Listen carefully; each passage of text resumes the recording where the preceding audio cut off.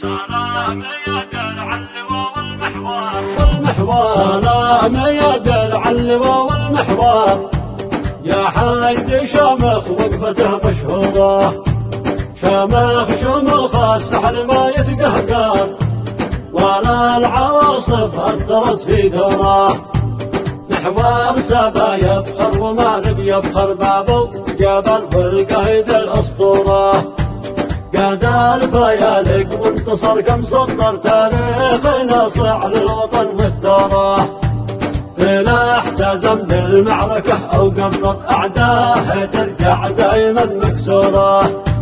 واحنا سلاحك يا حفد بن شمر أبشر بنا في أصبحت مزرورة اضرب بنا في البحر ولا في البار وين ما تبغى في المعمورة وعاد قوات العمالق مصدر النصر فلا نارها مسعورة ودفاع شبوه قوته ما تقهر من العالم لا منفعه لا خراه الصف واحد خير ولا في الشر ما بات فضقنا القوى المأجورة دام بن زايد جنبنا قرن عصر حالف ونعم قوته منصورة فزعاتهم في الطق ما تتأخر ونعم بهم وقفاتهم مشكورة سلام يا درع اللواء والمحوار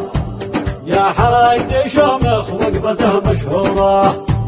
شامخ شموخ السحل ما يتقهقر ولا العواصف أثرت في دوره محوار سبا يفخر ومالب يفخر بابو جبل والقايد الأسطورة قاد الفيالق وانتصر كم سطر تاريخ ناصع للوطن والثورة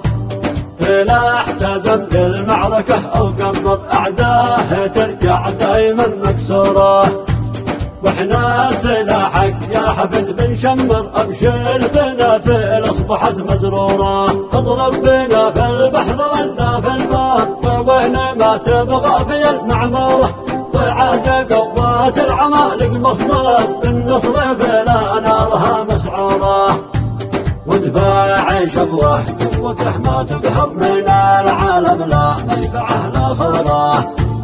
الصف واحد خير ولا في الشر ما بات فضقنا القوى المأجورة دام بن زايد جنبنا قرن عصر حالف ونعم قوته منصورة فزعاتهم في الطق ما تتأخر ونعم بهم وقفاتهم مشكورة